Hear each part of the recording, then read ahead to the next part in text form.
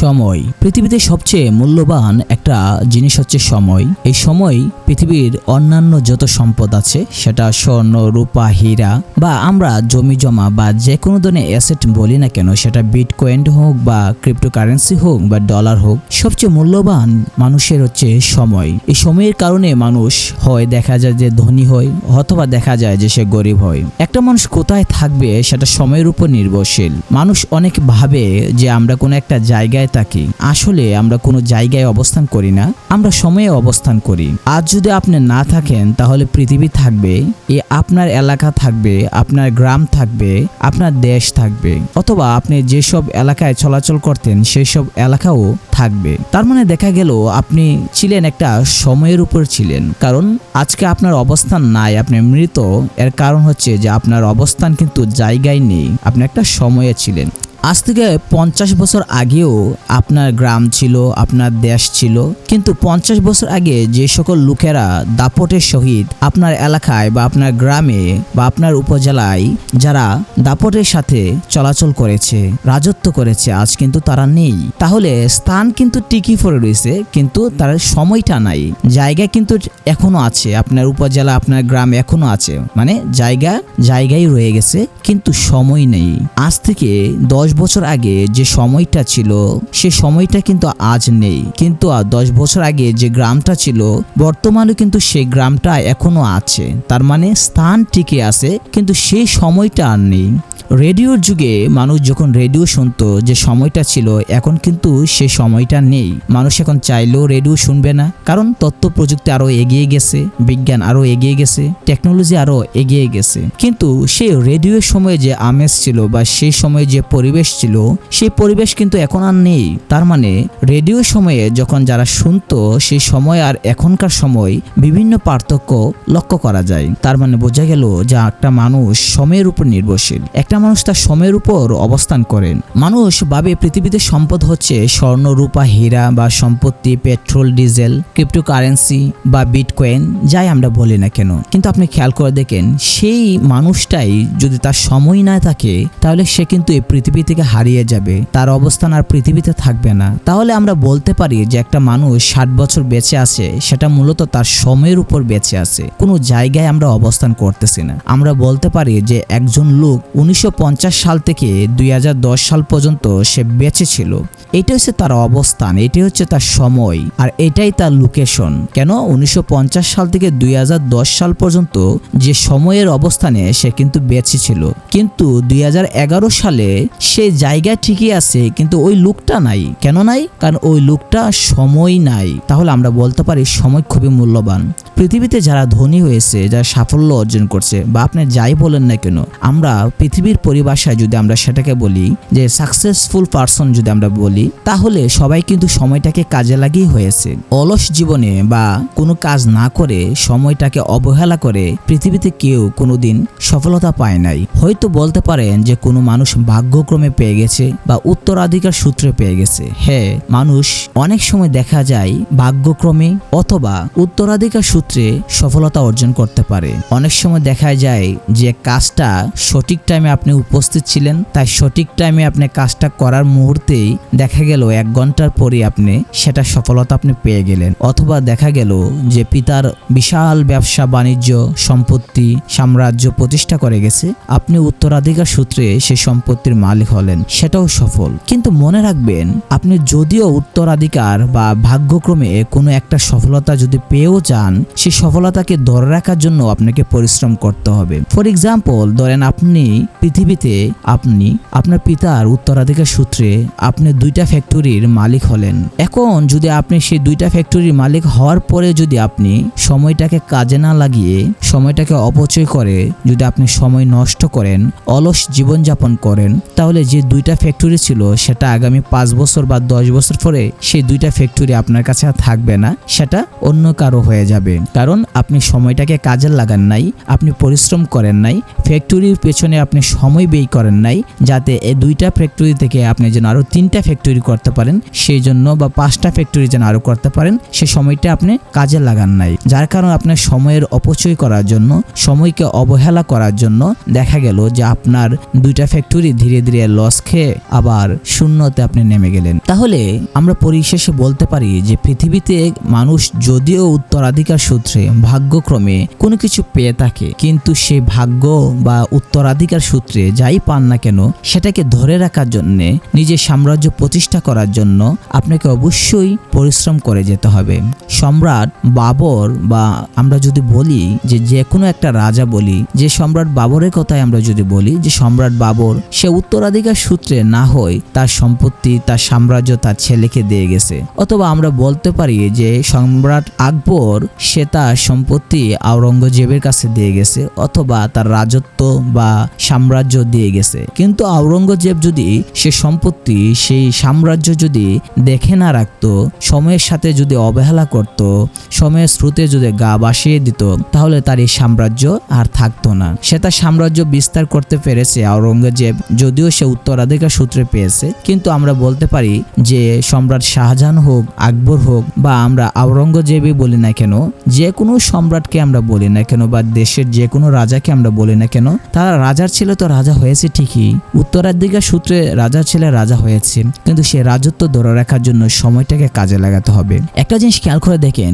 আমাদের জীবনে 30টা বছর অবহেলায় চলে যায়। যদি বলেন কিভাবে, তাহলে আমরা বলতে পারি যে আমাদের যে পড়াশোনা আছে, আমাদের যে সিস্টেম আছে, পড়ালেখা করার সিস্টেম প্রতিষ্ঠিত হতে হতে আমাদের 35 বছর চলে যায়। একটা ছেলে যদিও 24-25 বছর বয়সে সে মাস্টার্স কমপ্লিট করে, কিন্তু সে কিন্তু সমাজে প্রতিষ্ঠিত হয় না। আমাদের অনেকের ধারণা যে অনার্স মাস্টার্স কমপ্লিট করলেই সে বুঝি প্রতিষ্ঠিত হয়ে যায়। আসলে সম্পূর্ণ ভুল ধারণা। হইতে পারে যে আপনি শিক্ষিত, আপনি অনার্স মাস্টার্স কমপ্লিট করেছেন, কিন্তু আপনি কখনোই সমাজে প্রতিষ্ঠা পাবেন না এই অনার্স মাস্টার্স কমপ্লিট করার পরপরই। হয়তো আপনাকে আরো সময় দিতে হবে, পরিশ্রম করতে হবে, চাকরির প্রস্তুতি নিতে হবে, ভালো একটা জায়গায় স্কলারশিপ পাওয়ার জন্য আপনাকে চেষ্টা করতে হবে। এইসব করতে করতে দেখা যাবে যে আপনার জীবন থেকে 30টা বছর চলেই গেল। আর এখন যেহেতু চাকরির বয়স আরো বাড়াচ্ছে, বা আমরা যদি খেয়াল করে দেখি যে একটা মানুষ যারা পড়াশোনা করে তারা 35-এর আগে সেটেল হতে পারে না, অর্থাৎ 35 বছর বয়স হওয়ার পরে দেখা যায় তারা একটা স্থায়ীভাবে যে কোনো একটা কাজকর্ম করে, সেটা হোক সরকারি চাকরি, হোক বেসরকারি চাকরি, যাই বলি না কেন, কিন্তু দেখা যায় যে 30 বছর পর্যন্ত সে বিভিন্ন জায়গায় ছোটাছুটি করে তার একটা চাকরি স্থায়ী করার জন্য, সেটা প্রাইভেট অথবা গভর্নমেন্ট যেটাই হোক না কেন। তাহলে দেখা গেল সে যখন 30 বছর বয়স পর্যন্ত সে দৌড়াদৌড়ি করে চাকরির পেছনে, সে কিন্তু সেটেল হয় নাই। তো তারপর 30 বছর পরে সে যদি চাকরি পায়ও, সেটা সরকারি হোক বেসরকারি হোক, বা আমরা যেটাই বলি না কেন, এভাবে আরো 2-3 বছর জায়গা সে শুধু চাকরিটা প্রতিষ্ঠা করার জন্য বা চাকরির পিছনে সময় ব্যয় করার জন্য। তো আমরা মোটামুটি বলতে পারি যে তার একটা আমাদের সমাজে শিক্ষিত মানুষের 35 বছর বয়স চলে যায় কিছু না করে। যেখানে আপনি খেয়াল করে দেখবেন জহিরুদ্দিন মোহাম্মদ বাবর দিল্লির সম্রাট, সে কত বছর বয়সে আপনি খেয়াল করে দেখেন যে সে কত বছর বয়সে সে সাম্রাজ্য প্রতিষ্ঠা করছে। অথবা আপনি সম্রাট আকবরকে চিন্তা করেন, সে কত বছর বয়সে সে আপনার সিংহাসনে বসেছে। খেয়াল করে দেখবেন যে সম্রাট আকবর মাত্র 13 বছর বয়সে সিংহাসনে বসেছেন। অথবা আরো যারা আছে আপনি যদি খেয়াল করে দেখেন, অথবা আপনি দেখতে পারেন ভারতবর্ষ যখন মুসলিম আক্রমণ করে সে মোহাম্মদ বিন কাসিম, তার বয়স কত ছিল সেটাও আপনি দেখতে পারেন।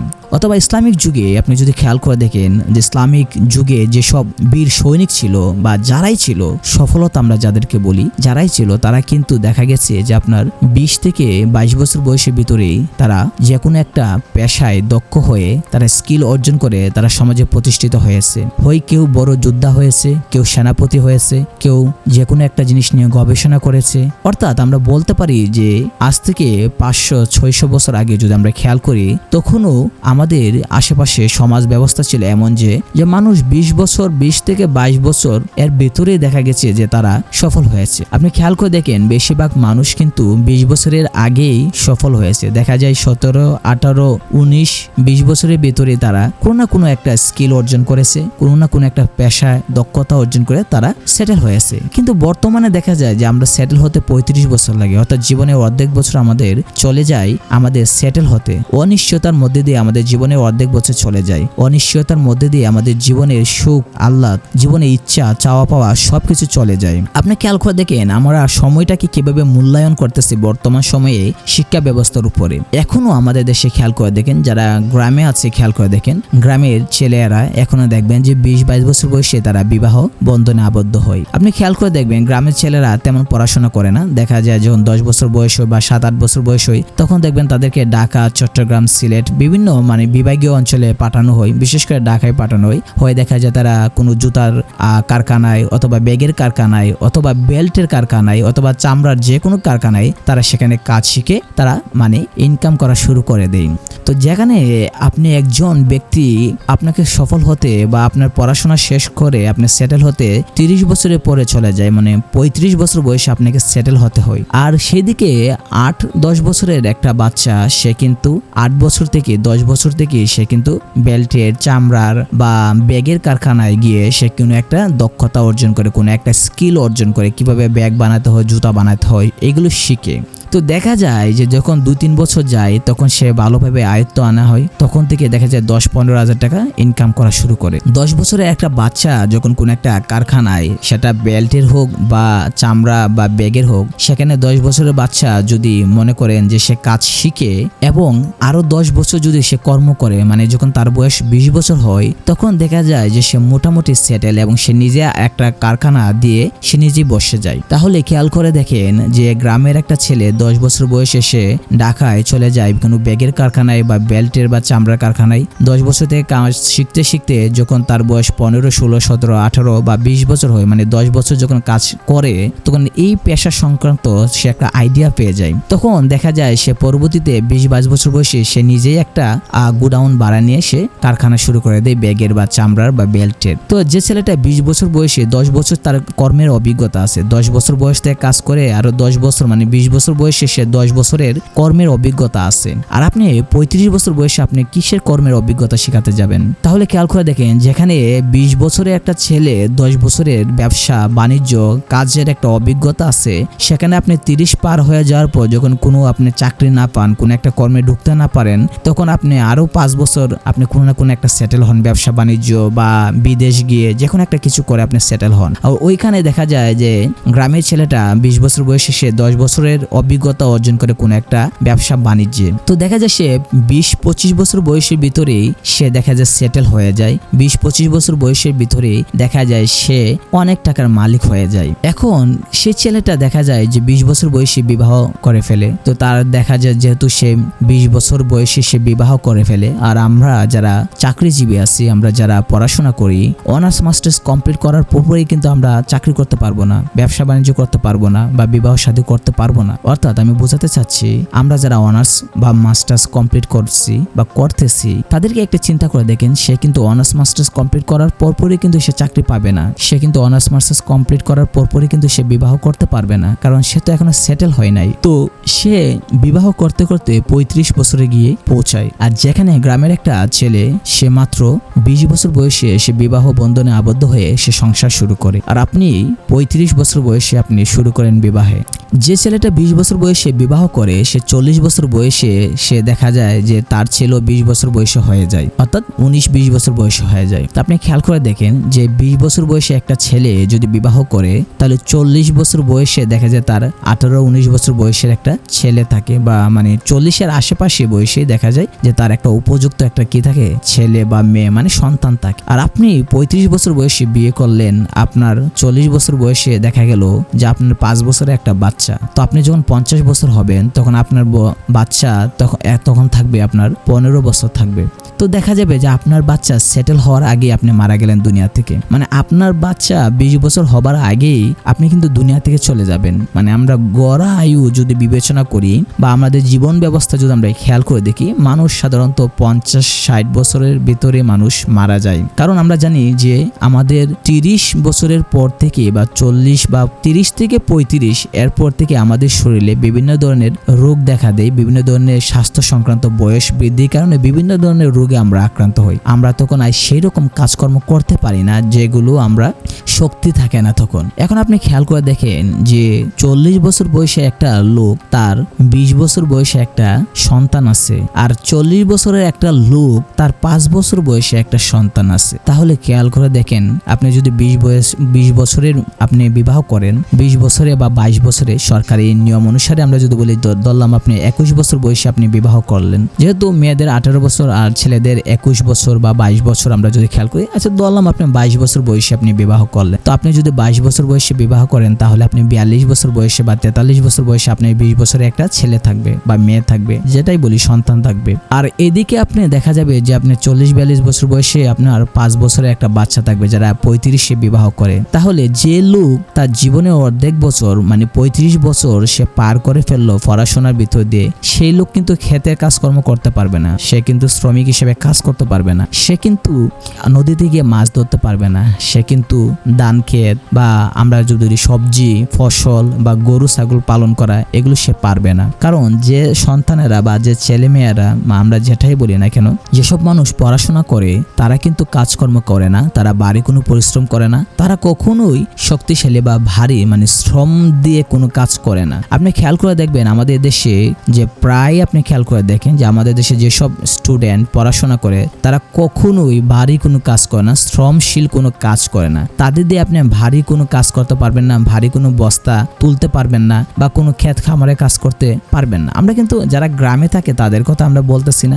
যারা শহর অঞ্চলে থাকে তাদের কথা বলতেছি। আর যারা গ্রামে থাকে দেখবেন আপনি খেয়াল করে, তারা আপনার এসএসসি পর্যন্ত গ্রামে থাকে, কলেজে ওঠার সাথে সাথে তারা কিন্তু শহর অঞ্চলে চলে আসে। তো দেখা যায় একই কথা যে আপনি হাই স্কুলে যদিও আপনি বিভিন্ন ধরনের কাজকর্ম বাড়ি ঘরে করে থাকেন, যদি আপনি গ্রামে থাকেন, কিন্তু কলেজে ওঠার পরে দেখা যায় যে আপনাকে মেস লাইফে থাকতে হয়। তখন থেকে দেখা যায় যে আপনার শরীরের যে মানে পাওয়ার বা কর্মক্ষেত্রে যে আপনার শক্তি, সে শক্তি আর থাকে না। কারণ কলেজে ওঠার পর যদি আপনি হোস্টেলে থাকেন বা মেসে থাকেন বা গ্রামে না থাকেন, তাহলে ধীরে ধীরে আপনার দেখা যাবে যে আপনি সেই পরিশ্রমে কাজ করতে পারবেন। তো দেখা গেল 35 বছর বয়সে একটা লোক, সে কিন্তু পরিশ্রমে কাজ করতে পারবে না, সে কিন্তু ভারী কাজ করতে পারবে না। তাহলে সেই লোকটা যেহেতু ভারী কাজ করতে পারবে না, তাহলে অবশ্যই তার ফিজিক্যালি সে আনফিট। আমাদের দেশে দেখবেন যে 100 জনের মধ্যে প্রায় 80 জন স্টুডেন্ট তারা স্বাস্থ্য সংক্রান্ত বিভিন্ন ধরনের সমস্যায় ভোগে। মানে আমি বলতে চাচ্ছি আপনার 100 জনের মধ্যে আপনার 80 জনই দেখবেন যারা পড়াশোনা করেছে, অনার্স মাস্টার্স কমপ্লিট করেছে, তাদের কথা বলতেছি। যারা কলেজে উঠে ইন্টারে উঠে যারা পড়াশোনা ছেড়ে দিয়েছে তাদের কথা আমরা বলতেছি না, যারা অনার্স মাস্টার্স কমপ্লিট করেছে আমরা তাদের কথা বলতেছি। যে তারা যে 100 জনের মধ্যে 80 জনই দেখবেন তারা ফিজিক্যালি আনফিট বা তারা স্বাস্থ্য সংক্রান্ত বিভিন্ন রোগে আক্রান্ত হয়। দেখবেন তাদের ছোটখাটো বিষয়ে বিভিন্ন ধরনের রোগে আক্রান্ত হয়। সামান্য পরিশ্রম করলে জ্বর উঠে, সামান্য পরিশ্রম করলে শরীরে ব্যথা থাকে, সামান্য পরিশ্রম করলে তারা আর পারে না। এরকম দেখবেন যে অসংখ্য মানুষ আছে। কেন?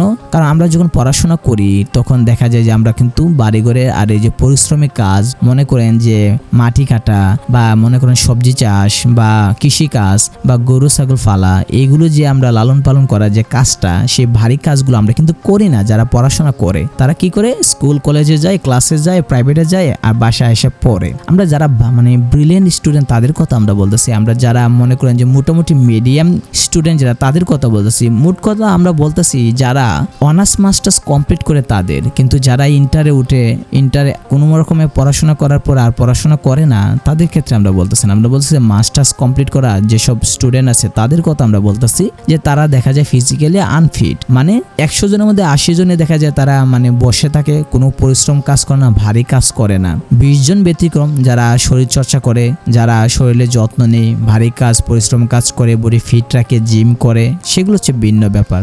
তো আমরা যদি খেয়াল করে দেখি তারা যে এইরকম পরিশ্রম করে না, সেটা হচ্ছে আমাদের জন্য খুবই একটা ক্ষতিকর বিষয়। কারণ আমাদের যে প্রজন্মের পর প্রজন্ম দেখা যাবে এই সমস্যায় ভুগবে। এখন খেয়াল করে দেখেন আমাদের এই প্রজন্ম 20 বছর আর 40 বছরের পার্থক্যটা আপনি খেয়াল করে দেখেন। একটা ছেলে মাস্টার্স কমপ্লিট করার পর সে বিবাহ বন্ধনে আবদ্ধ হতে হতে 35 বছর হয়ে যায়, আর ওই দিকে 20 বছর বয়সে একটা ছেলে, গ্রামের একটা ছেলে বিবাহ বন্ধনে আবদ্ধ হয়ে যায়। তাহলে দেখেন যে তাদের মধ্যে পার্থক্য কি। দেখা যায় যে আপনার 42-43 বছর বয়সে গ্রামের ছেলেটার দেখা যায় তারও 20 বছর বয়সে একটা ছেলে থাকে বা মেয়ে থাকে। আর শহরের অঞ্চলে দেখা দেখা যায় যে 40 বছর বয়সে তার 5 বছরের একটা বাচ্চা থাকে শুধু। তাহলে দুইটার মধ্যে পার্থক্য কি? এখন আপনি যদি দেরিতে বিয়ে করেন আর আপনার যদি সন্তান দেরিতে নেন, এখন দেখা গেল যে আপনার যখন 50 বছর হবে তখন দেখা যাবে আপনার 10 বছরের একটা বাচ্চা, অথবা আপনার দেখা যাবে যে 15 বছরের একটা বাচ্চা। এখন বেশিরভাগ শহর অঞ্চলে দেখবেন যে সন্তান নাবালক রেখেই মারা যায়। বর্তমানে এমন একটা পজিশনে আমরা আছি যে আমাদের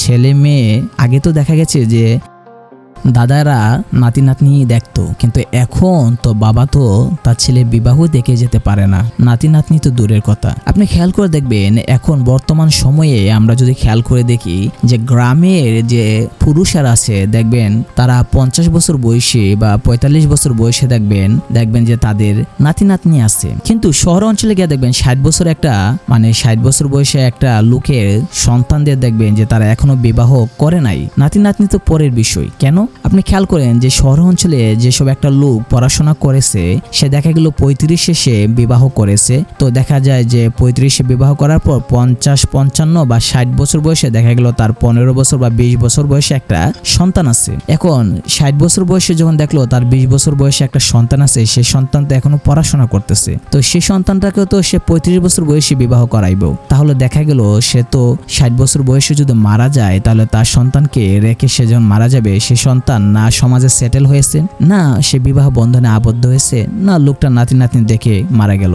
আর গ্রামের ক্ষেত্রে কিন্তু ভিন্ন, দেখা যায় 20 বছর বয়সে সে বিবাহ করে ফেলে, 40-42 বছর বয়সে দেখা যায় যে তার ছেলেও 20 বছর বিবাহের উপযুক্ত হয়ে গেছে, তখন দেখা যায় যে 50 বছর বয়সে দেখা যায় নাতি নাতনির মুখ তারা দেখতে পারে। তো সফলতা মানে কি, সময় মানে কি, আমরা সময় নিয়ে আলোচনা যদি করি তাহলে সময় বিষয়টা কি? দেখেন আমাদের জীবনে অর্ধেক সময় পার হয়ে যায়, আমরা যদি মনে করি যে আমাদের সময় অর্ধেক সময়টা পার করি আমরা পড়াশোনার মাধ্যমে জীবনে সেটেল হওয়ার জন্য। তো একটা লোক যদি 35 বছর বয়স পর্যন্ত সেটেল হতে সময় লাগে তখন তার মধ্যে সেই এনার্জি থাকে না, ইয়থ এনার্জি যেটা, সেই এনার্জি থাকে না। যুবকদের যে এনার্জি, সেই এনার্জি কিন্তু পৃথিবীতে তখন আর থাকবে না। তখন তাকে দিয়ে কোনো কাজ করাতে পারবেন না, কোনো সৃষ্টিশীল কাজ, কোনো একটা কাজ করাতে পারবেন না, তাকে দিয়ে কোনো একটা উদ্যমশীল কাজ, কোনো একটা নতুন একটা কাজ বা কোনো চ্যালেঞ্জিং কাজ আপনি করাতে পারবেন না, কারণ সে কিন্তু 35 বছর পার করে ফেলেছে। তার মেন্টালিটি এখন বয়স্কদের তালিকায় চলে গেছে। আপনি দেখবেন 20 বছর বয়সে একটা বা 25 বছর বয়সে যে একটা ছেলে যে কাজটা করতে পারবে বা একটা মেয়ে যে কাজটা করতে পারবে, সেই 35 বছর বয়সে একটা ছেলে কখনোই সেই কাজটা করতে পারবে না, বা মনে করেন যে পরিশ্রমও করতে পারবে না। এখন আমাদের জীবন ব্যবস্থা যদি আমরা খেয়াল করে দেখি, আমরা সময়টাকে আমরা মূল্যায়ন করতে হবে। আমরা প্রবাদ একটা পড়েছি যে কাঁচায় নানুয়ালে বাঁশ, পাকলে করে টাস টাস। মানে কাঁচা থাকতে যখন বাঁশ গাছ যখন চারা থাকে, চারা গাছটাকে যদি আপনি যেভাবে রাখবেন বড় হলে বাঁশ গাছটা সেই রকমই হবে। অর্থাৎ একটা বাঁশ গাছ যদি চারা আপনি যদি বাঁকা করে রাখেন তাহলে সেই গাছটা বাঁকা হয়ে কিন্তু বেড়ে উঠবে, কিন্তু একটা প্রাপ্তবয়স্ক বাঁশ গাছরে আপনি ইচ্ছা করলে বাঁকা করতে পারবে না, বাঁশ ভেঙে যাবে। তো সময়ের কাজ সময় করতে হবে। আমরা পৃথিবীতে আমরা সময়টাকে মূল্য দিতে হবে, সময়ের সদ্ব্যবহার করতে হবে। একটা জিনিস খেয়াল করেন, বাকি 10 জন সময়ের মূল্য দেয় না বলে আপনি যে সময়ের মূল্য দিবেন না সেটা কিন্তু হবে না। সময়ের মূল্য ভিন্ন একটা বিষয়। আপনি যদি খেয়াল করে দেখেন আমাদের সমাজে সময়ের মূল্য খুবই কম আছে। বর্তমান সময়ে দেখবেন বেশিরভাগ মানুষ সময়টাকে নষ্ট করে মোবাইল ফোন দ্বারা। তারা সারাক্ষণ মোবাইল ফোনে থাকে, তারা সারাক্ষণ মোবাইল নিয়ে ব্যস্ত থাকে। কিছু মানুষ আছে যারা সারাক্ষণ গেম খেলা নিয়ে ব্যস্ত থাকে, আর কিছু মানুষ আছে শুধু ফেসবুকে, ইউটিউবে, টিকটকে পড়ে থাকে। তার কোনো কাজ নাই, আপনি দেখবেন সে কোনো কাজ করে না, সে শুধু অযথা নিউজ ফিড অথবা রিলস অথবা শর্টস ভিডিও শুধু দেখ, সময়ের কোনো কাজে লাগায় না। ধরলাম আপনি বেকার, আমি ধরলাম যে আপনি কোনো পড়াশোনা করেন নাই, আমি ধরলাম যে আপনি অবসর সময় আছেন, তাহলে তো আপনি যে কোনো একটা কিছু করতে পারেন। এখন বলতে পারেন যে আমি কি করব, সময়টাকে কাজে লাগার জন্য স্কিল শিখতে পারেন। অনেকে মনে করে স্কিল মানে হচ্ছে গিয়ে যে শুধু কম্পিউটার নিয়ে আপনি ভিডিও এডিটিং, ফ্রিল্যান্সিং করবেন, এটাই বুঝি স্কিল। কিন্তু মানুষ বুঝে না স্কিল শুধু কাজ শেখার উপরে না, মেন্টালি স্ট্রং হওয়া, মেন্টালি পজিটিভ থাকা, জ্ঞান অর্জন করা, সেটাও কিন্তু স্কিল। আপনি যদি সময় থাকে যদি আপনার, বা আপনি যদি বেকার হয়ে থাকেন অথবা আপনার যদি প্রচুর সময় সময় থাকে, ধরেন আপনি পড়াশোনা করেন নাই, আপনি ক্লাস 6-7 পর্যন্ত পড়াশোনা করে পড়াশোনা ছেড়ে দিয়েছেন, অথবা ধরলাম যে আপনি মনে করেন যে পড়াশোনা চালিয়ে যাচ্ছেন, অনার্সে পড়েন, কিন্তু পাশাপাশি আপনি সময় আছে আপনার কাছে, তো আপনি তো যে কোনো একটা কিছু শিখতে পারেন, জানতে পারেন। এখন বলতে পারেন যে আমার তো কম্পিউটার নাই, আমি কি স্কিল শিখবো? স্কিল শুধু হাতের স্কিল নয়, আপনাকে ব্রেনের স্কিলও শিখতে হবে। আপনি 100 জন বিজ্ঞানীর জীবনী পড়েন, আপনি 100 জন সাহিত্যিকদের জীবনী, কবি সাহিত্যিকদের জীবনী পড়েন, আপনি 100 জন ওয়ার্ল্ডের পৃথিবীর 100 জন নেতাদের জীবন কাহিনী পড়েন, অথবা আপনি মেন্টালি পরিবর্তন করার জন্য, মানসিকভাবে আপনি প্রস্তুত হওয়ার জন্য, মানসিকভাবে আপনি স্ট্রং হওয়ার জন্য আপনি বিভিন্ন ধরনের মোটিভেশনাল বই পড়তে পারেন। আর যদি আপনি ইকোনমিক্যালি ভাবে মানে অর্থনৈতিকভাবে যদি আপনি বা ব্যবসা বাণিজ্য বা আপনি যে কোনো ধরনের কিভাবে ধনী হবেন, ফাইন্যান্সিয়াল বা অর্থকরী নিয়ে, টাকা পয়সা নিয়ে যদি আপনি জ্ঞান অর্জন করতে চান, তাহলে বিভিন্ন টাকা পয়সা নিয়ে বিভিন্ন ধরনের বই আছে, মোটিভেশনাল বলেন বা বিভিন্ন ধরনের ফাইন্যান্সিয়াল বই আছে। বা আপনি যদি বই পড়তে ভালো না লাগে, তাহলে আপনি মোবাইলে আপনি ইউটিউবে গিয়ে এই ধরনের ভিডিও দেখেন, আপনারা প্লে লিস্ট ধরে ধরে ওই সকল ভিডিও দেখে দেখে শিখেন, তাহলে তো আপনার মাইন্ড, আপনার মস্তিষ্ক আরো স্ট্রং হবে। একটা জিনিস মনে রাখবেন, পড়াশোনা শিখলেই সুশিক্ষিত হওয়া যায় না, পড়াশোনা শিখলেই আত্মনির্ভরশীল হওয়া যায় না, পড়াশোনা শিখলেই আপনি চরিত্র ঠিক করতে পারবেন না, পড়াশোনা করলেই আপনি ধনী হতে পারবেন না, পড়াশোনা করলেই আপনার মানসিক দৃষ্টিভঙ্গি চেঞ্জ হবে না, পড়াশোনা করলেই আপনার শরীরের স্বাস্থ্য ভালো থাকবে না, পড়াশোনা করলেই আত্মীয়র সাথে, মানুষের সাথে সুসম্পর্ক বজায় থাকবে না, পড়াশোনা করলেই আপনি কোন সিচুয়েশনে, কোন অবস্থানে, কোন পরিস্থিতিতে, আপনার কোন পরিস্থিতি বা কোন বিপদ আপদে আপনি কেমনভাবে চলবেন, কেমন ব্যবহার করবেন বা কোনো কিছু চিন্তা করবেন কিভাবে, সেটা কিন্তু আপনি পারবেন না জানতে, কারণ পড়াশোনার সাথে এগুলোর সম্পর্ক নাই। এগুলোর জন্য আপনাকে অভিজ্ঞতা অর্জন করতে হবে, আর অভিজ্ঞতা অর্জন করার জন্য মানসিকভাবে পজিটিভ থিঙ্কিং এর জন্য চিন্তা ভাবনা পরিবর্তন করার বিভিন্ন বই পাওয়া যায়, সেই বইগুলো আপনার পড়তে পারেন। বই যদি না থাকে, তাহলে আপনি দেখেন ইউটিউবে বিভিন্ন ধরনের এই সংক্রান্ত ভিডিও আছে, যেগুলো আপনি পজিটিভ থাকার জন্য, নেগেটিভ চিন্তা বাদ দেওয়ার জন্য, আপনি ব্যবসা বাণিজ্য উন্নতি করার জন্য বা নিজের মেন্টালিটি পরিবর্তন করার জন্য বিভিন্ন ধরনের ভিডিও আছে বা বিভিন্ন ধরনের জ্ঞান আছে, যেগুলো আপনারা প্লে লিস্ট দেখে দেখে শিখতে পারেন, দেখতে পারেন। অজানাকে জানা আমাদের একটা জীবনের একটা রহস্যই, আমাদের জীবন কিন্তু অজানাকে জানবে, এটাই একটা রহস্য। কারণ আমাদের যে কৌতূহল, সেটা জন্মের পর থেকে আমাদের সৃষ্টি, মানুষ জন্মগতভাবে কৌতূহলী। তো আপনি খেয়াল করে দেখেন, জীবনে অনেক কিছু আছে যা আপনি জানেন না, আপনি ভালো করে খেয়াল করে দেখেন, আপনার তথ্য কিন্তু ব্যয়বহুল নয়। একটা জিনিস খেয়াল করে দেখেন, এখন তথ্য হাতের নাগালে, আপনি ইচ্ছা করলে যে কোনো তথ্য আপনার হাতের নাগালে পাবেন বা যে কোনো সম্পর্কে একটা ইনফরমেশন জানতে পারবেন। সেই ইনফরমেশন জানার জন্য আপনাকে কাজ করতে হবে, সেই ইনফরমেশন জানার জন্য আপনাকে ভিডিও দেখতে হবে, বই পড়তে হবে।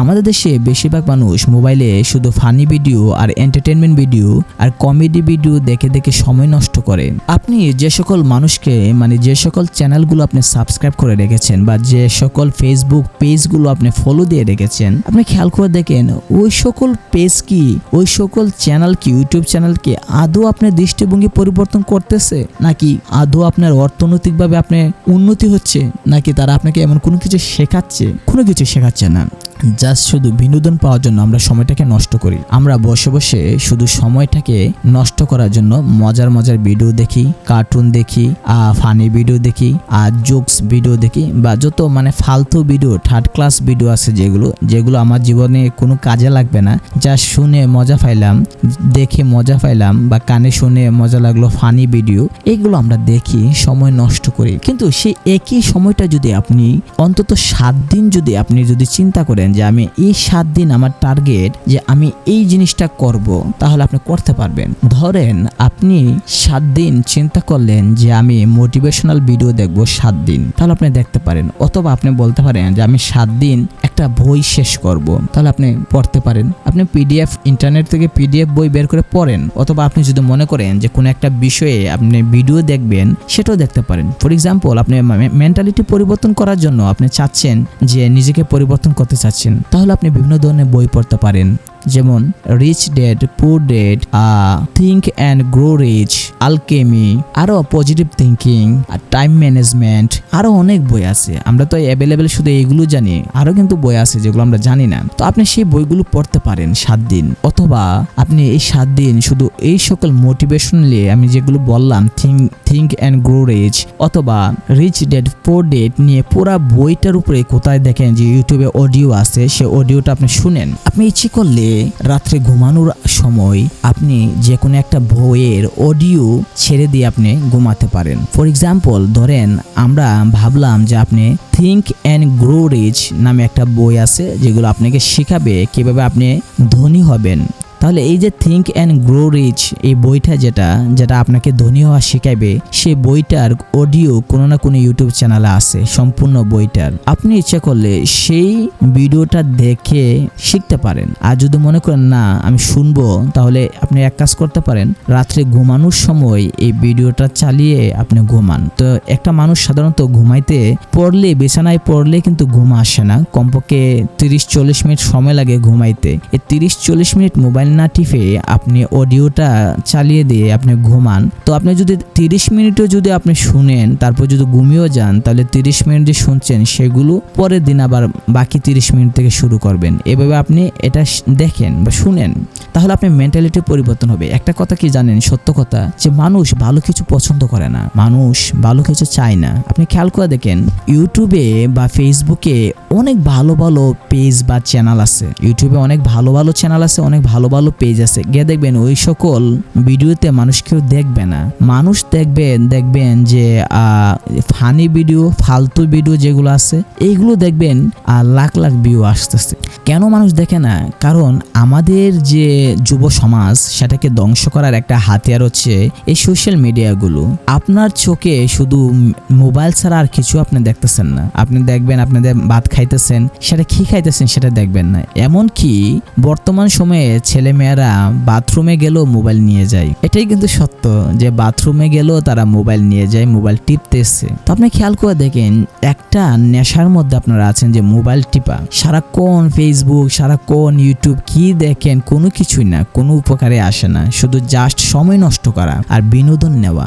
আর রাজ্যের যত খবর আছে সেই খবর জানা, যত প্রকার সেলিব্রিটিদের নিউজ আছে, তারা এইটাই বসে দেখবে যে কে কোন অ্যাওয়ার্ড পেলো, কোন সেলিব্রিটি কোথায় গেল, কোন হোটেলে খাইলো, এটা দেখে। বাঙালি তো খাওয়ার ভিডিও দেখতে দেখতেই সারাদিন পার করে ফেলে। আমাদের দেশে মানুষ দেখবেন যে সারাক্ষণ ব্লগিং ভিডিও দেখে। একটা জিনিস খেয়াল করে দেখেন, অন্য একটা মানুষ সে কি খালো গেল না বিলে গেল, সেটা তো আপনার দেখার বিষয় না। এখন একটা লোক কক্সবাজার গেল, একটা লোক সিলেট গেল, চা বাগানে গেল, একটা লোক সুনামগঞ্জের টাঙ্গরা হাওরে গেল, সেটা তার ব্যক্তিগত বিষয়। আমি কেন দেখবো? সে বাথরুমে গেল ভিডিও করে, ছাদে গেল ভিডিও করে, সে রাস্তায় হাঁটলো ভিডিও করে, কোন একটা হোটেলে খাইতে গেল ভিডিও করে, বানিয়ে ব্লগ ভিডিও ছাড়ে। আর এগুলো আপনি দেখে দেখে সময় নষ্ট করে সময় পার করেন। আপনি খেয়াল করে দেখেন, আমরা কিন্তু এইটাই করি। অন্য মানুষেরা যাদের মনে করেন যে 1 লাখ 2 লাখ সাবস্ক্রাইবার আছে বা ফলোয়ার আছে পেজে, তারা দেখবেন যে ব্লগিং যে ভিডিও বানায় সবগুলো ফালতু ভিডিও। কেন?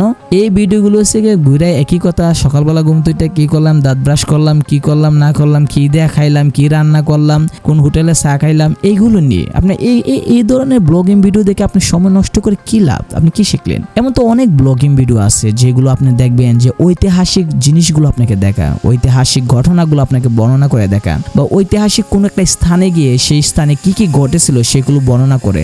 বা মনে করেন যে এরকম যে বিভিন্ন সি বিচে গিয়ে ওই সি বিচের সম্পর্কে তথ্য, ইনফরমেশন আমাদেরকে জানায়। অর্থাৎ ব্লগিং ভিডিও কিন্তু সেটা হচ্ছে ইনফরমেশন দেওয়া হয়, আমাদেরকে জানানো হয়, সেটা কিন্তু ভালো। আপনি যদি তুরস্কে গিয়ে তুরস্কের ভ্রমণ করা ব্লগিং ভিডিওতে আপনাকে যদি তুরস্কের বিভিন্ন জায়গা সম্পর্কে আপনার দেখায়, তথ্য দেখায়, বা তাদের ইতিহাস সম্পর্কে দেখায়, বা ওই স্থানে আজ থেকে 100-200 বছর আগে কি ঘটনা ঘটেছিল রাজাদের, সেই ঘটনাগুলো আপনাকে জানাই বা এই ইনফরমেশনগুলো দেয়, সেটা তো ভালো। কিন্তু আপনি সকালবেলা ঘুমতে উঠে দাঁত ব্রাশ করলেন, কি দিয়ে নাস্তা খাইলেন, চা খাইলেন, ভাত খাইলেন, কি দিয়ে, কি রান্না করলেন, কি শাড়ি আনলো, মার্কেট করে আনলেন, কি চা স্টলে গিয়ে চা খাইলেন, রাস্তায় হাঁটতে গেলেন, এইগুলো দেখে কি আপনি কি লাভ? আরেকজনের লাইফস্টাইল প্রতিদিনের ঘটনা, এটা তো কোনো প্রয়োজন বোধ করি না। আমাদের কিন্তু যুব সমাজ এইটার পেছনেই সময় নষ্ট করতেছে। অথবা আমাদের মানে যুব সমাজ আরেকটা সময় নষ্ট করে কি জানেন, যে সেলিব্রিটি পার্সনরা কি করে, কোথায় কোন ধরনের হোটেল তারা উদ্বোধন করলো, কোথায় কোন সেলুন উদ্বোধন করলো, কোথায় তারা কি করলো সেটা নিয়ে তারা ব্যস্ত। অথবা কোন সেলিব্রিটি পার্সন কার সাথে সম্পর্ক, সে আজকে কোথায় গেল, তার মানে কাকে নিয়ে ঘুরতে গেল, সে কোন নিউজ করলো, সে কোন মানে মন্তব্য করলো, সেটা নিয়ে তারা ব্যস্ত। কিন্তু এটা কি আমার আদৌ জানা দরকার যে আমাদের দেশে কোনো একজন নায়ক বা কোনো একজন শিল্পী সে কোনো একটা ইস্যু নিয়ে কি বললো সেটা তো আমার জানা দরকার নাই।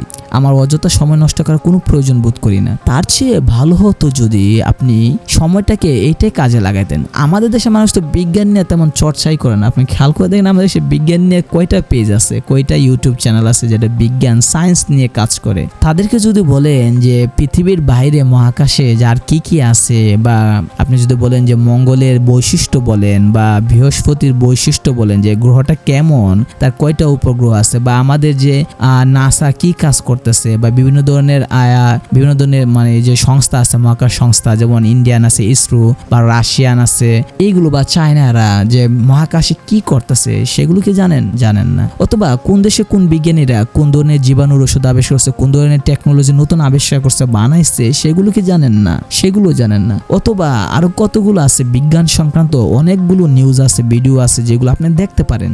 এগুলো তো আমরা দেখি না। আমরা কি দেখি, মানে আরেকজন মানুষ সকাল থেকে রাত পর্যন্ত কই গেল সেগুলো দেখে আমরা সময় কাটাই। অথবা আমরা সময় কাটাই যে কোন মহিলা তার স্বামীর সাথে মার্কেটে গেল, মার্কেট করলো, সারাদিন সে মার্কেটে কি শাড়ি কিনলো, থ্রি পিস কিনলো, গয়না কিনলো, অলংকার কিনলো, সেইগুলো আমরা দেখি। দেখে আমরা মনে করি হো এটাই বিন্দাস লাইফ। খেয়াল করে দেখেন আমরা এতটা মানে বোকার রাজ্যে বসবাস করতেছি যে একটা লোক আয়সা, মানে একটা ছেলে হোক বা মেয়ে হোক, সারাদিন ঘুরছে, সে ঘোরার ভিডিও আমরা দেখি। আমরা এতটা অবসর যে সে সারাদিন শিশু পার্কে ঘুরছে বা চিড়িয়াখানায় ঘুরছে, সে ঘোরার ভিডিওটা আমার দেখা লাগে। আমরা এতটা অবসর, নিজের বলে কোনো সময়ই নাই। সারাক্ষণ সময় মানুষ কি করতেছে সেটা দেখার জন্য আমরা ব্যস্ত। সে কি খাইলো না খাইলো সেটা নিয়ে ব্যস্ত, কিন্তু আমরা নিজেদের নিয়ে কখনো ব্যস্ত বোধ করি না। তো আমরা যদি বিজ্ঞান সংক্রান্ত হোক, ম্যাথমেটিক্স হোক বা যে কোনো হোক, আমরা যদি সময়টাকে কাজে লাগাইতাম, নিজের জন্য ব্যয় করতাম বা শিখতাম, তাহলে কিন্তু অনেক কাজে লাগতো। আপনি খেয়াল করে দেখেন আমাদের দেশে অলিম্পিকে কেন কোনো মেডেল পায় না, বা অলিম্পিকে যে গোল্ড বাদ দেন না, রুফাও বাদ দেন না, ব্রোঞ্জও আনতে পারে না, কেন জানেন? আমাদের দেশে মানুষ তো ক্রিকেট আর ফুটবল ছাড়া কিছু চিনে না। বিভিন্ন ধরনের অলিম্পিক গেমের আইটেম আছে, শুধু অলিম্পিক গেম না, বিভিন্ন ধরনের খেলা হয়। খেয়াল করে দেখবেন যে আমাদের দেশে মানুষেরা এইসব খেলাও খেলে না। দাবা খেলা আছে, বা তীর নিক্ষেপ আছে, বর্ষা নিক্ষেপ, গোলক নিক্ষেপ, সাঁতার, দৌড় প্রতিযোগিতা, 100 মিটার, 200 মিটার, বিভিন্ন ধরনের খেলা আছে।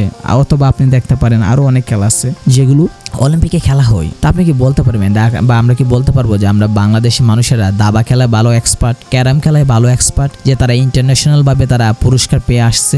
না, এভাবে তো আমাদের যত্ন নেওয়া হয় না। আমরা তো এভাবে যত্ন নেই না।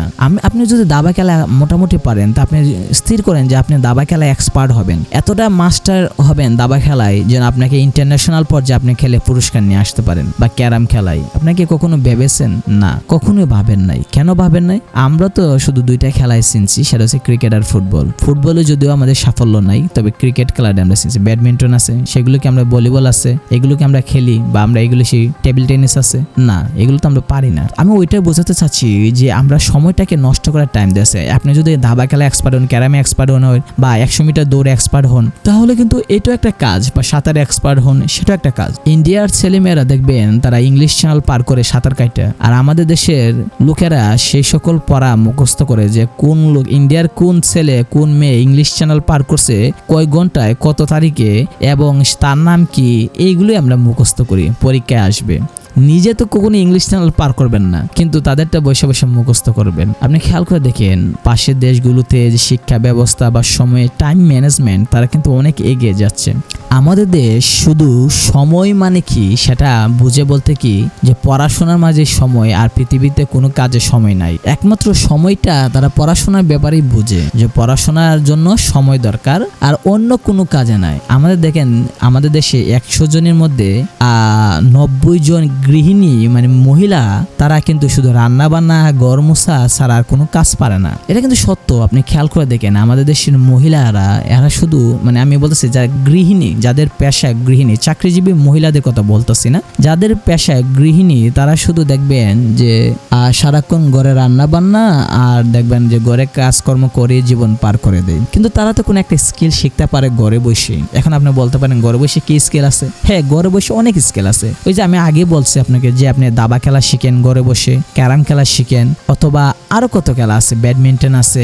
এখন বলতে পারেন যে মহিলা লোক তো এসব খেলা খেলবে না, ওকে ধরলাম এসব খেলা মহিলা লোক পারে না, আপনি টেইলারি শিখেন। এখন বলতে পারেন টেইলারি শিখে তো আমাদের দেশে মহিলারা গ্রামগঞ্জে প্রায় এরকম অ্যাভেলেবেল পাওয়া যায় যারা টেইলারি শিখে। হ্যাঁ শিখে, তারা টেইলারি শিখে কোন টেইলারি জানেন? সেটা হচ্ছে আপনার ওই পা দিয়ে সেলাই যেগুলো মেশিন, ওইটাই শুধু শিখে।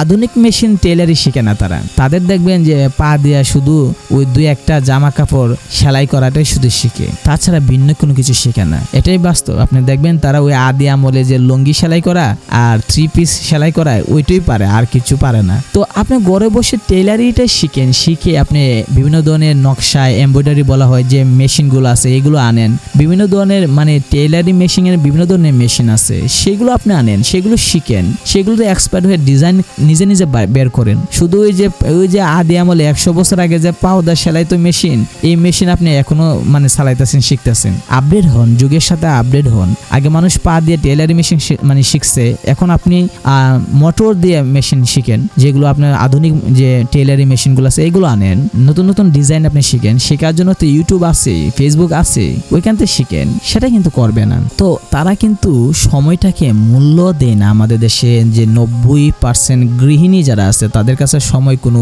মূল্য নাই। সকালে উঠলাম, রান্না বান্না বসাইলাম, বিকালবেলা তরকারিগুলো গরম করলাম, ভাত বসাইলাম, শেষ। না, আমি এটা নেগলেক্ট করতেছি না, বা আমি বলতেছি না যে এটা ইজি না। আপনি দেখেন সকালবেলা ঘুমতে ওঠার পর নাস্তা বানানো, তারপর ছেলে মেয়ে থাকলে তাদেরকে স্কুলে পাঠানো, তারপর ঘর পরিষ্কার করা, রান্না বান্না, কাপড় চোপড় ধোয়া, অনেক কাজ আছে, অনেক কাজ। মহিলারা কিন্তু পুরুষদের তুলনায় আরো বেশি পরিশ্রম করে ঘরের মধ্যে, এটা আমরা মানতেছি। কিন্তু আমি বলতেছি যে আপনার 20 বছর জীবনে তো আপনি শুধু রান্না বান্না, ঘর পরিষ্কার করাই করেছেন, আর কি কিছু করেছেন না? একটা স্কিল শিখেন। স্কিল শিখতে তো এখন কম্পিউটার লাগে না, আপনি মোবাইল থেকে শিখেন না, মোবাইল থেকে দেখেন। প্রাথমিকভাবে আপনি মোবাইল দিয়ে শিখেন না, শিখার পরে তারপর আপনি করেন। একটা নেশায় থাকতে হবে। তো আপনি যদি হিমালয়ে উঠার নেশা না থাকে, আপনাকে আমরা ঠেলাইয়া কখনো উঠাতে পারবো না। এটা কিন্তু বাস্তব, মনে রাখতে হবে। যে ব্যক্তি হিমালয় জয় করে, এভারেস্ট জয় করে, যে ব্যক্তি, সে কিন্তু এভারেস্টের চূড়ায় উঠায় একটা নেশা থাকে, সেটা অ্যালকোহলের নেশার মতোই, ঠিক আছে?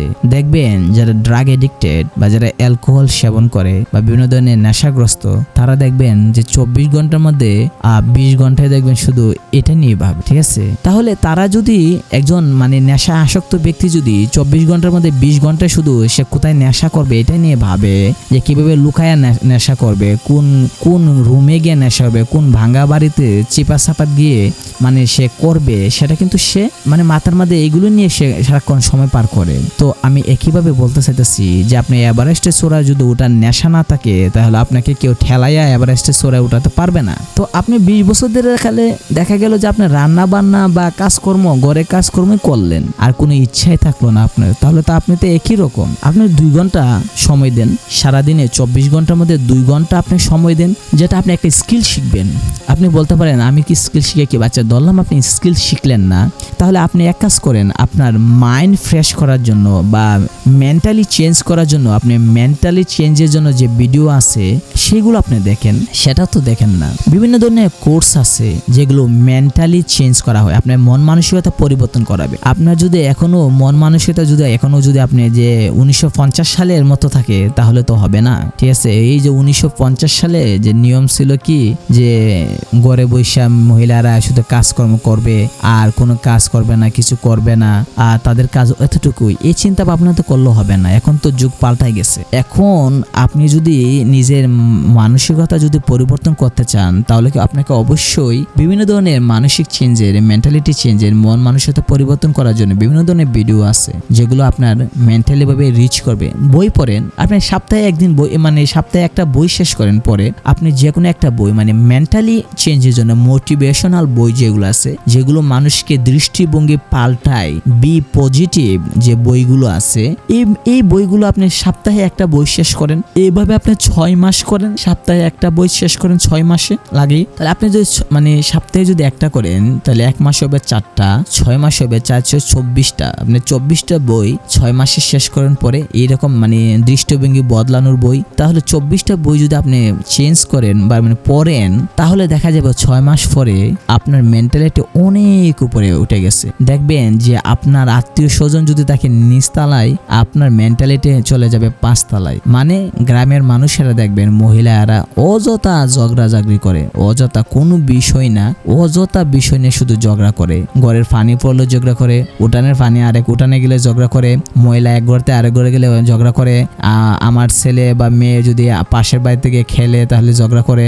এরকম মানে ফালতু যত ঝগড়া আছে সকল ঝগড়াঝাটি শুধু গ্রামেই দেখা যায় ঘটে। আপনি যদি 6 মাসে 24টা বই পড়েন তাহলে আপনার মেন্টালিটি দেখবেন পুরাই চেঞ্জ হয়ে গেছে। আপনি দেখবেন যখন আশপাশে মানুষের সাথে কথা বলবেন তখন আপনার কাছে আপনার মেন্টালিটি আর তাদের মেন্টালিটি মনে হবে যে আপনি আছেন 5 তলায় আর আছে 1 তলায়। আপনার কাছে অন্যরকম লাগবে। আপনি 6 মাস পরে দেখবেন যে আপনার চিন্তা চেতনা মানে সব চেঞ্জ হয়ে গেছে। যেখানে মানুষ একটা সামান্য একটা বিষয় নিয়ে ঝগড়া করতো, রাগান্বিত হইতো, সামান্য একটা বিষয় নিয়ে চিল্লাচিল্লি করতো গ্রামের আশেপাশে মানুষের সাথে, পাড়া প্রতিবেশীর সাথে, আত্মীয় স্বজনের সাথে, তখন দেখবেন তার চিন্তা ভাবনায় পাল্টে গেছে। সে দেখবেন মানে মহামানব যেটা বলে, অতি মানব, সুপার হিউম্যান হয়ে যাবে। আপনি একটু পরে দেখেন তাহলে আপনি দেখবেন। তা আমরা তো এইটাও করি না যে সপ্তাহে একটা বই পড়াটা পড়ি। আমরা তো মনে করি যে entertainment video, funny video, comedy video দেখলে মজা লাগে।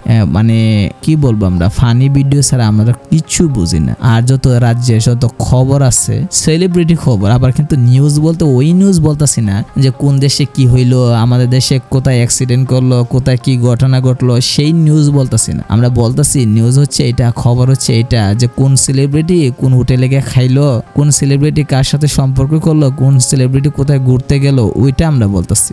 আপনি খেয়াল করে দেখেন যে মানুষ কিভাবে ঘন্টার পর ঘন্টা সময় নষ্ট করে মুভি দেখে, নাটক দেখে, তাদের সময় কি কোনো মূল্য নাই? তারা বোঝা যায় যে সময় নিয়ে, অফুরন্ত সময় নিয়ে পৃথিবীতে আসছে। আদৌ কি আমরা অফুরন্ত সময় নিয়ে পৃথিবীতে আসছি? আমাদের চিন্তা ভাবনা কি আসলে আমরা যে সারাক্ষণ শুধু যে চিন্তা ভাবনা করি, সে চিন্তা ভাবনা কি আদৌ কি আমাদের মেন্টালিটি পরিবর্তন হয়েছে? হয় নাই। আপনি খেয়াল করে দেখবেন অনার্স মাস্টার্স কমপ্লিট করলে যে আপনি মনে করেন মেন্টালিটি বি পজিটিভ হয়ে যাবেন, সেটা ভুল কথা। অনার্স মাস্টার্স কমপ্লিট করলেও আপনার মেন্টালিটি চেঞ্জ হবে না, আপনার মেন্টালিটি পরিবর্তন হবে না। মেন্টালিটি পরিবর্তন করার জন্য মেন্টালিটি চেঞ্জিং এর যে বই আছে সেই বইগুলো পড়তে, কারণ অনার্স মাস্টার্সে আপনাকে আপনার মন মানসিকতা চেঞ্জের কোনো বই পড়ানো হয় না। অনার্স মাস্টার্সে কখনো আপনাকে আর্থিকভাবে স্বাবলম্বী হওয়ার কোনো বই পড়ানো হয় না। এখন আপনি যে মেন্টালিটি চেঞ্জ করবেন, তাহলে আপনি এক কাজ করেন, আপনার মানে অর্থনৈতিক সংক্রান্ত পড়া পড়তে পারেন। কিভাবে ধনী হওয়া যায়, কিভাবে আপনার মানে আপনি দারিদ্র থেকে মুক্তি পাবেন, কিভাবে আপনার অর্থনৈতিক ফাইন্যান্সিয়াল সাপোর্ট পাবেন, বা কিভাবে আপনি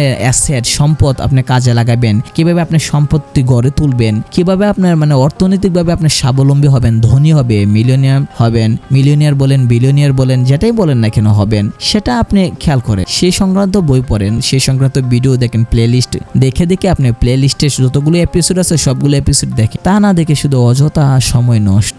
এই কারণে আমরা বলতে পারি যে আমরা বাঙালি, আমরা সময় নষ্ট করি বেশি অযথা। 24 ঘন্টার মধ্যে দেখবেন যে অযথা কোনো কাজকর্ম না করে শুয়ে বসে কাটাই দেয় বেশি। আর যারা কর্মজীবী তারা না ফায়রা করে, মনে করেন যারা চাকরিজীবী তারা যদি অফিসে না যাইতে পারে তাহলে তাদের কাছে ভালো। তারা না ফায়রা কি করবে, যে কষ্ট করে যায়, মানে তাদের মনে চায় না যে তারা গিয়ে কর্ম করুক। বা যারা ব্যবসায়ী তাদের মনে চায় না আজকে দোকানটা খুলুক, কিন্তু বাধ্য হয়ে যায়। তার মানে বোঝা গেল আমরা শুয়ে বসে কাটাইতেই আমাদের পছন্দ। আমরা যদি আজকে অফিসে না গিয়ে যদি ঘরে শুয়ে থাকি তাহলে জীবনটা এনজয়। আমরা যদি আজকে দোকানটা না খুলে যদি ঘরে শুয়ে শুয়ে মোবাইল টিপি তাহলে বলবো যে আজকের দিনটা এনজয় করতেছি। আসলে আমরা এমন জাতি যে অলস সময় নষ্ট করা আমাদের রক্তে মিশে আছে। পরিশ্রমী হতে হবে, যেমন সময়টাকে মূল্য দিতে হবে। আপনি সময় মূল্য দিলে আপনি এমনি পরিশ্রমী হয়ে যাবেন। আমরা তো সময় মূল্য দেই না। সময় মূল্য দেওয়ার জন্য আমাদের কি কর্ম? আমরা সময় মূল্য দেওয়ার জন্য আমাদের কোনো কর্ম নাই, শুধু জাস্ট আপনি সময়টাকে কাজে লাগবেন। আপনার এটা জরুরি না আপনি কি কর্ম করতেছেন। সকালবেলা ঘুমতে উঠে আপনি একটা শিডিউল তৈরি করবেন যে আজকে সারাদিন আমাকে কি কি কাজ শেষ করতে হবে। টাইম ম্যানেজমেন্ট করেন। আমরা কিন্তু ভাবতে একদিন পার করে ফেলি যে কি করব। তো এটা আমাদের একটা বড় সমস্যা। রাত্রি ঘুমানোর আগে আপনি চিন্তা করবেন এবং একটা খাতার মধ্যে বা একটা পাতার মধ্যে বা একটা ডায়েরির মধ্যে বা মোবাইলের নোটপ্যাডের মধ্যে লিখে রাখবেন যে আগামীকাল আমার কি কাজ আছে, কি কাজ আছে সেগুলো চিহ্নিত করুন এবং সেই কাজগুলোর মধ্যে যেগুলো সবার আগে করা দরকার সেই কাজটা আগে লিখুন। এইভাবে লিখে রাখেন, টার্গেট দিন জীবনে। আমরা অনেকে মনে করে যে জীবনের টার্গেট বুঝি কোনো মূল্যহীন। আসলে টার্গেট নিয়ে কাজ করতে হবে, সেই লক্ষ্যে পৌঁছাতে হবে। আপনার টার্গেট যদি হয় এভারেস্টে চৌড়ায় ওঠা, তাহলে আপনি কিন্তু বাংলাদেশ থেকে আপনি সোজা নেপালে গিয়ে এভারেস্টে উঠতে যাবে। আর আপনার যদি টার্গেট যদি না থাকে, তাহলে আজকে যাবেন গারো পাহাড়ে, কালকে যাবেন আপনার বিজয়, তাজিংডং, কেওক্রাডং, এগুলো যাবেন, আর এভারেস্টে যেতে পারবেন না। তো আপনি যদি লক্ষ্য স্থির করেন তাহলে পরিকল্পনা তৈরি করেন। পরিকল্পনা তৈরি না করলে আপনি কখনোই আপনি সময়টাকে কাজে লাগাতে পারবেন না। তো আমরা বক্তব্যে যদি বলি যে মানুষ যে কথা বলে, এই কথা দেখা যায় যে সময়টাকে নষ্ট করার জন্য মানুষ বিভিন্ন ধরনের বাজে ভাবে মানে অভ্যাসে পরিণত করে আমাদের জীবন। দেখবেন আমাদের জীবনটা কিন্তু আমরা অভ্যাসের দাস, এ কথাটা কিন্তু সত্য। আমরা কিন্তু যে কাজ করে অভ্যস্ত সেই কাজে আমরা করতে চাই, নতুন কোনো কাজ করতে চাই। তো আপনাকে পরিকল্পনা করতে হবে। ধরুন আগে প্রথমে একটা ঠিক করে নেন আপনি কি করতে চাচ্ছেন। আমরা যদি থিঙ্ক অ্যান্ড গ্রো রিচ বইটা যদি আমরা দেখি, তাহলে এখানে আমরা যে সম্পূর্ণ বইটা থিঙ্ক অ্যান্ড গ্রো রিচ এর বাংলা অনুবাদ যে বইটা, এই বইটা সম্ভবত 174 বা 75 পৃষ্ঠা আছে। এই 174 পৃষ্ঠা সম্পূর্ণ বইয়ের মধ্যে থেকে আমরা যদি সামারি বলি, তাহলে আপনার জীবনটা উন্নতি করতে পারবেন এই সামারিটা শুনলে। আমরা থিঙ্ক অ্যান্ড গ্রো রিচ থেকে 6টা পদক্ষেপ শিখতে পারি। আমরা আজকে কিন্তু আলোচনা করতেছি যে সময়টাকে কিভাবে কাজে লাগাবো সেটা নিয়ে। তো সময় কাজে লাগানোর জন্য থিঙ্ক অ্যান্ড গ্রো রিচ একটা বই আছে, সে বইটা থেকে আমরা সময়টাকে মানে জীবনে ধনী হওয়ার জন্য, সময়ের সাথে কাজ করার জন্য বা সময়ের সাথে তাল মিলিয়ে চলার জন্য বা জীবনে সফল হওয়ার জন্য আপনাকে 6টা পদক্ষেপ নিতে হবে। পদক্ষেপ 1, আগে টার্গেট বলুন যে আপনি কি করবেন। 1 নম্বর হচ্ছে আপনি টার্গেট সিলেক্ট করুন যে আপনি এই কাজটা করতে চান। যে কোনো একটা টার্গেট নেন, তবে বড় কোনো টার্গেট নেবেন না যারা 10 বছর 5 বছর লাগবে শেষ করতে, এইরকম টার্গেট নেবেন না। ছোট ছোট টার্গেট নেন, 1-2 মাসের ভিতরে করতে হবে না, সর্বোচ্চ 2 মাস, এর উপরে কোনো টার্গেটে যাবেন না। এমন একটা টার্গেট নেন যে কাজটা আপনি 1 মাসের ভিতরে করবেন, এর উপরে যান না। 1 মাস অথবা 2 মাস, তবে আমি মনে করি যে 1 মাস হলেই যথেষ্ট, 2 মাস হলে আপনি আলসেমি লাগাই দিবেন। তো আপনি টার্গেট নেন। প্রথম 1 নম্বর হচ্ছে আপনি টার্গেট নেন যে কোন কাজটা আপনি 1 মাসের ভিতরে করবেন, টার্গেট নিলেন। 2 নম্বর হচ্ছে যে এই টার্গেট পূরণ করার জন্য আপনি দৈনিক কত ঘন্টা সময় দিবেন। এখন ধরেন কথায় ধরলাম যে আমার একটা সরকারি চাকরি লাগবে, তাহলে আমি টার্গেট ফিক্সড করলাম যে সরকারি চাকরি। অথবা ধরুন যে আপনি চাকরির প্রস্তুতির জন্য, গণিতের জন্য আপনি প্রস্তুতি নিতে চাচ্ছেন, তাহলে আপনার টার্গেট হচ্ছে গণিতে স্ট্রং হওয়া। তাহলে টার্গেট গণিত বই শেষ করা মানে স্ট্রং হওয়া, গণিতে সবকিছু পারা। তাহলে টার্গেট 1 নম্বর টার্গেট হচ্ছে গণিত বই শেষ করা। 2 নম্বর টার্গেট হচ্ছে আপনি দৈনিক কত ঘন্টা সময় দিতে পারবেন আপনার টার্গেট পূরণ করার জন্য। ধরলাম আমি ডেইলি 5 ঘন্টা সময় দিতে পারবো গণিতের জন্য, তাহলে 1 নম্বর হচ্ছে গিয়া টার্গেট হচ্ছে গণিত বই শেষ করা। 2 নম্বর হচ্ছে প্রতিদিন 5 ঘন্টা। 3 নম্বর হচ্ছে এটা সময় কতটুকু, মানে এই টার্গেট কতদিনের ভিতরে আপনি এটাকে টার্গেট পূরণ করতে চাচ্ছেন। তো একটা লক দেন যে আমি 15 দিনের ভিতরে আপনি গণিত বইটা শেষ করতে চাইতেছেন। আমি বলতেছি যে 1 মাসের বেশি কিন্তু সময় নেবেন না। 1 মাসের বেশি হলে আপনার আলসেমি আসা পড়বে, আপনি পড়বেন না। তাহলে 1 নম্বর টার্গেট হচ্ছে আপনি যে আমি গণিতে এক্সপার্ট হব। 2 নম্বর হচ্ছে ডেইলি 5 ঘন্টা দেব। 3 নম্বর হচ্ছে 15 দিনের ভিতরে শেষ করব, ঠিক আছে। 4 নম্বর হচ্ছে পরিকল্পনা কি, পরিকল্পনা হচ্ছে যে গণিত শেষ করার জন্য বা গণিত পারার জন্য এই বইগুলো আমাকে পড়তে হবে, যে এই প্রকাশনীর বইগুলো আমাকে পড়তে হবে। তারপর হচ্ছে 5 নম্বর হচ্ছে এগুলো আবার চিন্তা করেন। 6 নম্বর হচ্ছে সকালবেলা ঘুমতে উঠে একবার পড়বেন, রাতের বেলা ঘুমানো যাবার সময় একবার পড়বেন। মানে একটা কাগজে লিখে রাখেন যে আপনার 6টা পদক্ষেপ, একটা কাগজে 6টা পদক্ষেপ লিখে রাখেন। 1 নম্বর একটা কাগজ নেবেন, সাদা কাগজ, ওইটার মধ্যে আপনি লিখবেন যে 6টা পদক্ষেপ। 1 নম্বর লিখবেন যে আমি গণিতে এক্সপার্ট হতে চাই। 2 নম্বর হচ্ছে প্রতিদিন 5 ঘন্টা। 3 নম্বর হচ্ছে 15 দিনের ভিতরে। 4 নম্বর হচ্ছে আমি এটা করার জন্য কি সাহায্য নেব, যে এই বইগুলো আমি পড়বো। 5 নাম্বার হচ্ছে যেগুলো আপনি লিখছেন সেগুলো আবার পড়ুন। 6 নাম্বার হচ্ছে লেখাগুলো আপনার টেবিলের সামনে বা ঘুমানোর যে জায়গা আছে ঘুমানোর জায়গা বিছানার আশপাশে আপনি একটা কস্টেপ দিয়ে এই কাগজটাকে দেওয়ালের সাথে লাগাই রাখেন বা বসার টেবিলে পড়ার টেবিলে লাগাই রাখেন। লাগানোর পরে 6 নাম্বারটা যেটা বললাম যে সকালবেলা ঘুমতে উঠে আপনি এই পড়াটা পড়বেন, রাত্রেবেলা ঘুমানো যাবার সময় এই পড়াগুলো পড়বেন। এই হলো 6টা পদক্ষেপ। এই 6টা পদক্ষেপ যদি আপনি নেন তাহলে জীবনে আপনি সব সময় সফল হবেন। সবসময় মনে রাখতে হবে ওষুধ কোম্পানির মতো আপনাকে টার্গেট ফিক্সড করতে হবে। মনে রাখবেন শুধু ওষুধ কোম্পানি না, যে কোনো কোম্পানি হোক আপনাকে কিন্তু প্রত্যেক মাসে একটা টার্গেট দেওয়া হয় যে আপনাকে 1 লক্ষ টাকা বিক্রয় করতে হবে। আপনি 1 লক্ষ টাকা বিক্রয় যদি এই মাসে না করেন তাহলে কিন্তু আপনাকে 25,000 টাকা বেতন দেওয়া হবে না। অর্থাৎ প্রত্যেক মাসে প্রত্যেক কর্মচারীকে একটা টার্গেট দেয় যারা মার্কেটিং করে যে আপনাকে এই মাসে 1.5 লক্ষ টাকা সেল করতে হবে। তাহলে আপনার তো টার্গেট যেহেতু 1.5 লক্ষ টাকা সেল করতে হবে, তাহলে আপনাকে জান প্রাণ দিয়ে কিন্তু 1 মাসের ভিতরে আপনাকে এই 1.5 লক্ষ টাকা আপনার সেল করতে হবে। যদি না করেন, যেদিন করবেন ওই দিনই কিন্তু আপনাকে বেতন দেওয়া হবে। অর্থাৎ আপনি যদি 1.5 মাসে শেষ করেন তাহলে 1.5 মাসে কিন্তু আপনি 1 মাসের বেতনটা আপনি যে বেতনটা আছে সেটা আগে টার্গেট ফিল আপ করেন, নাহলে বেতন আটকাতে। তো এটাই হচ্ছে মূল বিষয় যে আপনাকে লক্ষ্য স্থির করতে হবে এবং ছোট ছোট লক্ষ্য নেন। 10 দিন 7 দিন এরকম নেন। 5 বছরের টার্গেট নিলে দেখবেন যে 1 সপ্তাহ পরে আপনি ঘুমায় থাকবেন, বলবেন ভালো লাগতেছে না। 7 দিনের, 3 দিনের, 10 দিনের, 15 দিনের টার্গেট নেন, দেখবেন ছোট ছোট টার্গেট নিতে নিতে আপনাকে বড় টার্গেটে পৌঁছানো সম্ভব। তো এই হচ্ছে বিষয় যে আমরা সময়টাকে যদি আমরা খেয়াল করে দেখি, সময়টাকে আমরা কাজে লাগাতে হবে।